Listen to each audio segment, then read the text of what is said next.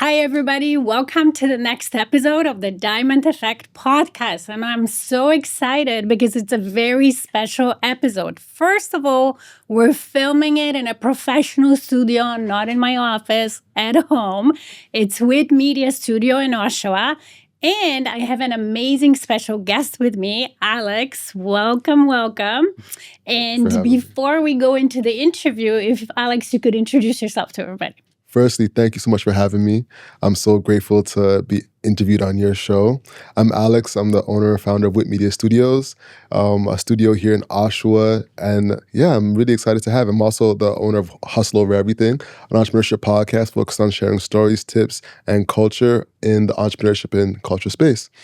I love it. I love it. And we'll talk all about it in the podcast. So the first question I have for you that I really always love to find out when I talk to entrepreneurs is, what's the story behind your business? How did you come up with the idea? What kind of led you to your businesses? Yeah. When it comes to this company, it's honestly just a matter of staying on the path.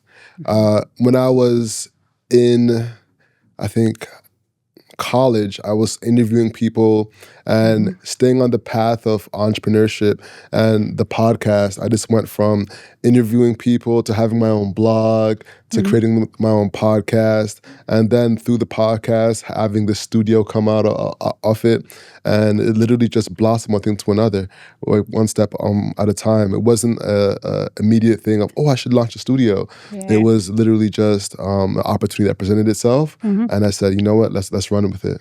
So I'm curious because I look at my daughter who's 13 and she's super entrepreneurial. And I think she's got it, not just by looking at me, because I wasn't always an entrepreneur. And she was like that even when she was 6, trying to sell shells to her neighbors to make money.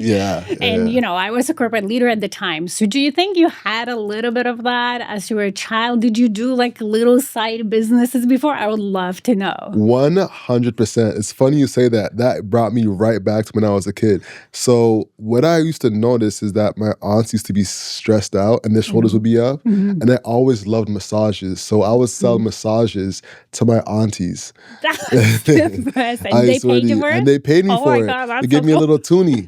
So when the Toonie Tuesday came around, I was ready. I had the toonies on deck from all of my little massages. So when my aunt was in a car, so I would always be sitting in the back. So my aunt would come and sit in the front, and I'd be like, "Auntie, you want a massage?" And she'd be like, "Yes, okay." And then I'll give her a little massage through the back of the car. I was like, "All right, well, that will be $2." And she's like, "Oh." Okay, I guess I gotta pay. And from then on, I started getting my little toonies up and went to Max and had a ball. That's awesome. Sour keys on me. Yep, yes, sour keys. That's what, you know, now she reinvests. She has like a little, my daughter has a little nail business now. Oh. So she's doing nails. Tried it not that long ago, and she has so many orders. She's so good. Like I literally want to learn from her how to do TikTok. Wow. So she's selling on TikTok now? Yep. Wow, that's 3 months, amazing. 1,200 followers. 1,200 followers. A 13-year-old. Wow. Me, not so good. Listen, she should teach both of us, honestly. Wow. So another question that I have, and I think that's important to know when you're an entrepreneur, why do you do what you do? Man, it really testifies to my why. You know, I actually came from the marketing space, and I was working with different media companies, running Facebook ads and things of that nature, and I actually got quite good at it. So I was working with like corporate execs doing Facebook ads, and some of those companies that I worked with got acquired. But all I was doing was looking at spreadsheets all day, you know, and it wasn't entertaining. It wasn't gratifying. There was no purpose in it. It just felt like I was just giving people money and going about my day. So as well to that, it didn't feel like I was valued as a human. It was really just your inputs and outputs. If you make money for me, you're here, and if you don't, you're fired. And I really disliked that. I really disliked how flimsy my value was based off of how Facebook ads and marketing was performing. And I really disliked that. And I'm like, all right, how can I create something for myself, for one, that I can give value to other people? And two, I love the actual service of it. Like I get to hear people give their real stories. I get to hear health stories and little ups and downs that go with people's individual stories. So that really means a lot to me. And honestly, I think it rewards my inner child. So like I said, I'm my only child, and I never used to be around people. So I'm used to being in solitude. So having a podcast studio allows me to hear other people's stories and allows me to get entertained just naturally. So yeah, it entertains my inner child and gives me purpose. I love it. And I definitely relate to the purpose, because when I was in a corporate world and at some point I did burn out, and that happened when I stopped seeing my purpose. And it was just me, working hard, taking away the time from my kids, which were little at that time, and for big institutions or corporations to make more money, and they still weren't happy. And they were still kind of beating us up for, that's not enough. You're not good enough, not good enough. And I was like, no, like, this is ridiculous, right? I want to see the impact of my skills and my knowledge on people like yourself and entrepreneurs, where you can see actually somebody growing. You can see how their life is changing and so on. So I definitely resonate with, seeing the purpose of having the purpose and then seeing the result of what you do beyond the spreadsheet. Yeah, 100%, 100%. And a lot of times we're in these corporations giving so much value, and there's nothing that really feels like it's giving back to you,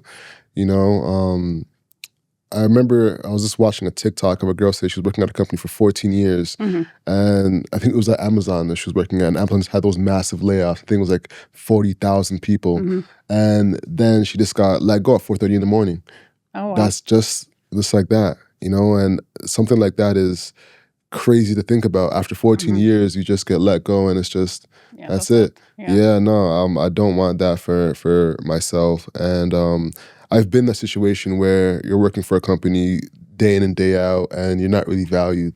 So yeah, that's kind of what kind of led me down here. Yeah, and that's great, because through entrepreneurship, that's the beauty of entrepreneurship. You can actually build something of your own, right? You can build assets, you can build legacy. I'm not saying it's easy, but it's not. but there's definitely that potential, which you don't get 100%. Usually. And honestly, there's nothing wrong with having a job either, though. Like, I don't want to talk like I'm like pitying a job. Like, I definitely feel like, especially in this economy, like jobs are so necessary, and I'm hearing stats that like a lot of people are being laid off, especially with the invention of AI. Like, there's a lot of people that are losing their jobs too. So I just don't want to say, I'm not also trying to pity jobs. So No, I get it. First of all, entrepreneurship is not for everybody. Second of all, as businesses grow, they need employees, right? Like, even our businesses, as they grow, at some point, will need employees, right? And so that's fine. And I agree. Like, I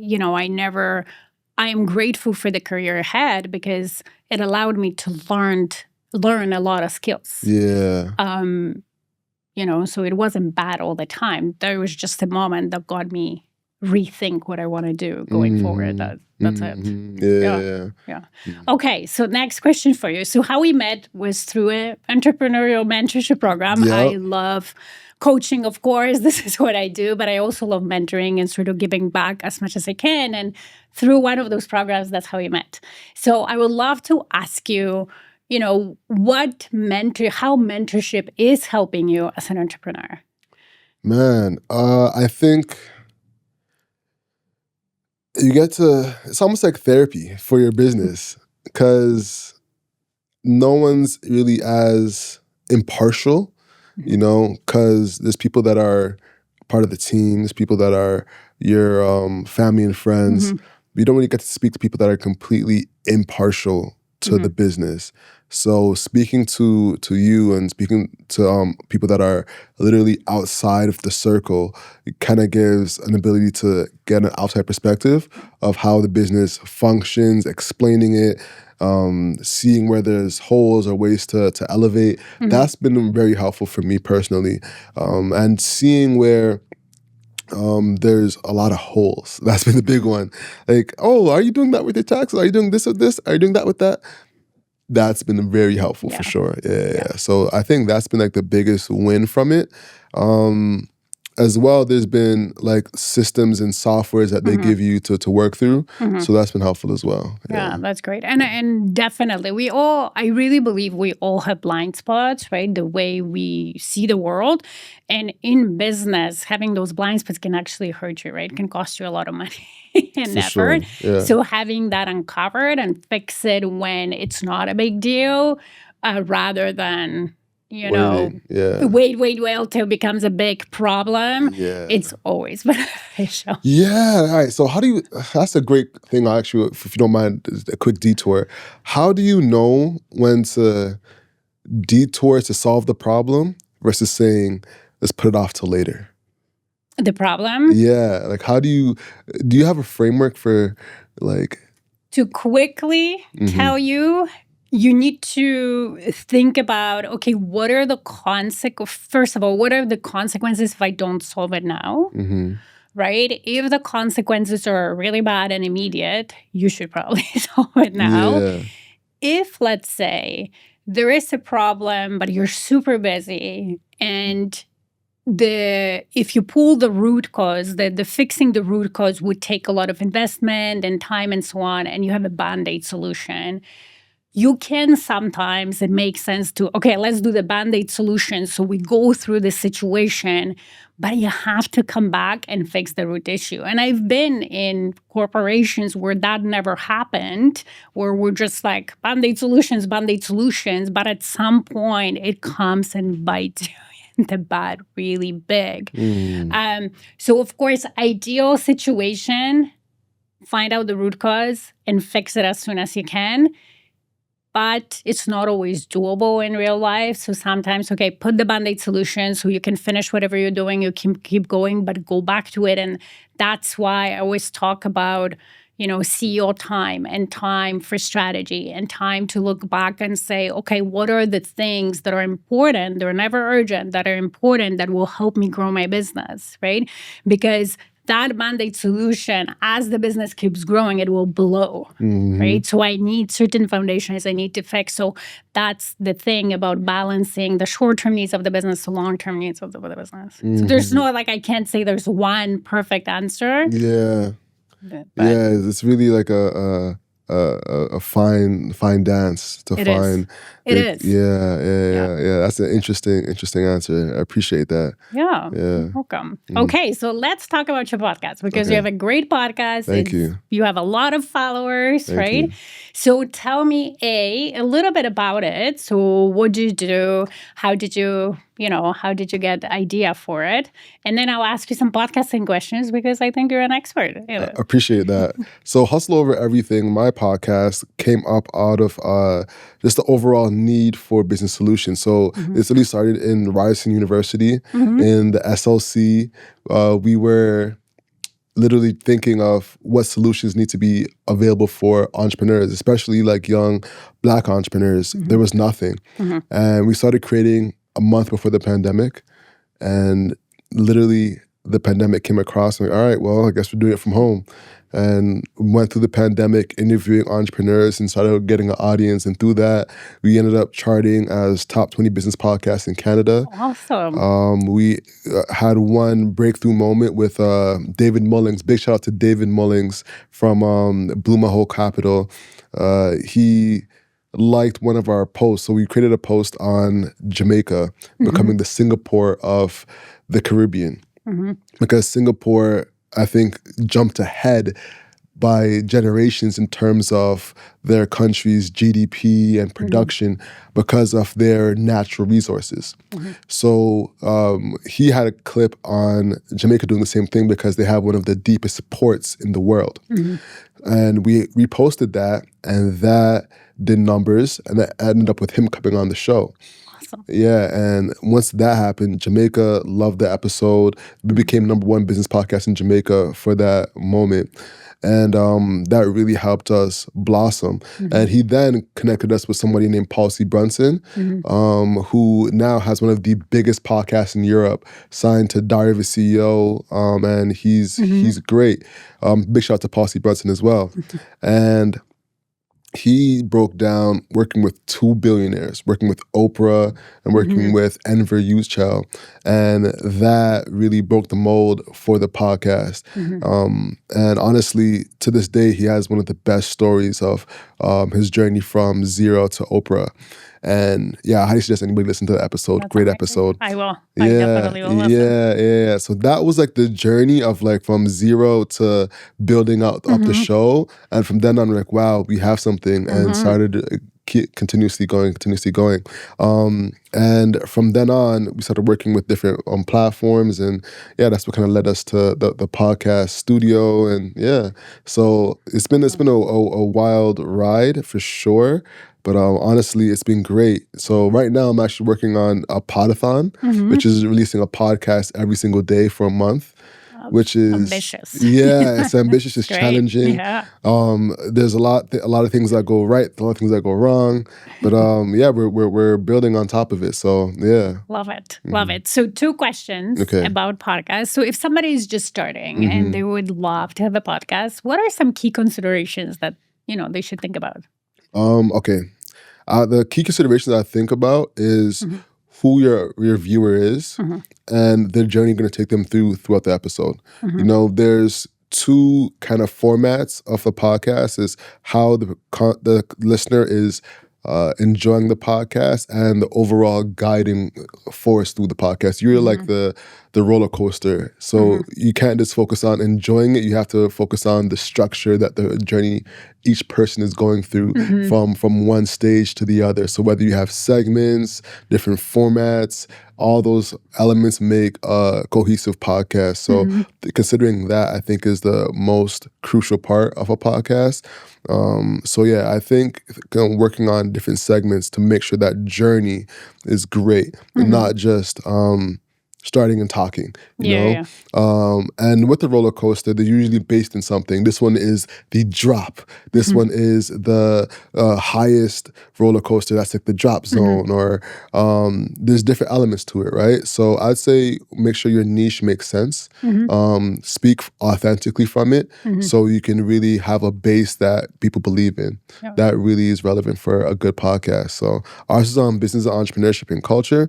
So that's our base. But hey, maybe yours is in knitting. Maybe yours is in sports or parenting. Make sure you're rooted in that so people are coming back for the same thing consistently. Cool. Yeah. So now, follow-up question. For somebody like me who's had a podcast for a while, but, it's... I don't think I'm at the next level, and I would like to take it to the next level. What should be my consideration? Honestly, I'd say, well, firstly, do you have the capacity for video? Do you feel like you have the capacity for video? Maybe?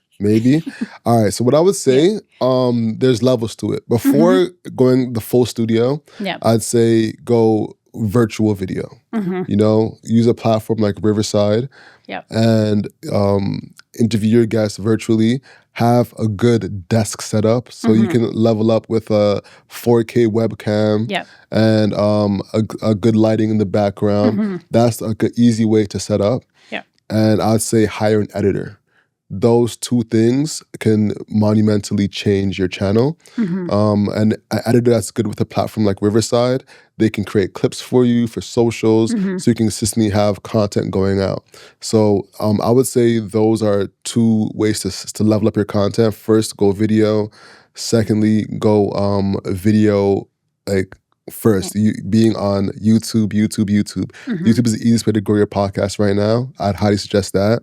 Next, I'd say try to develop relationships with the editors at the podcast platform. So Spotify, Apple, there's editors who are in charge of the algorithms there. So you can reach out to them and say, hey, I'm this person doing this.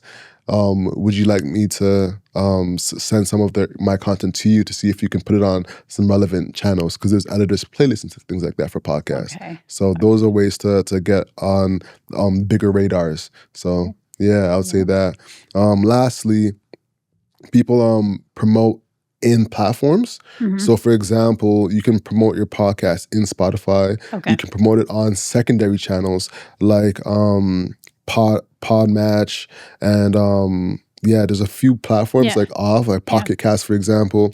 So you can literally advertise your podcast within those channels to grow your audio side. Okay. You know, so those are some ways to grow your podcast. Just on the audio side and on the video side. Okay, that's great. Thank you. I've learned something. Yeah. So one last question. What's up? What is your vision? Yes. Where are you going? What is your big vision? Oh man, that's a great question. I think there's two main things. One is expanding the studio. There's been a huge demand for podcasts. So right now we're in Oshawa. I think there's a huge demand in Toronto. So I think expanding to Toronto is a interesting thing to pursue. That's one big one. Next, I think, is the overall education side. As you've seen with the space here, there's an opportunity to have workshops and things here. So we want to do more of that. We actually have our first workshop coming up on November 30th. Okay. We're having one on public speaking and storytelling. We actually are working with a guy named Clem Dwyer. He is one of the champions in national speaking. He's won the Toastmasters Award. So he's going to be there speaking. And I think that's a perfect opportunity to learn about podcasting. I'll be speaking on podcasting. And we also have someone on community building. Her name is Shirley Joseph. She's a whiz when it comes to building community. So literally you can come and learn about podcasting, community building, storytelling, and public speaking, all in one shot. Awesome. So yeah, I think it's an amazing opportunity. So yeah, things like that I think is something that I want to expand into, as well as, like I said, operating in different regions. So yeah. Love it. So how people find you? How do they connect with you? You can find me at 247 Hustler on Instagram. YouTube, you can search Alex Whitfield and Hustle where everything comes right up. So the two places you can find me. Yeah, and we'll link that in the show notes. So you'll give it all to me and we'll link it up. But thank you so much for doing it with me. Honestly, thanks so much for coming. Thank you so much for having me on your show. I'm so pleased to be here. Yeah, thank you. Bye, everybody.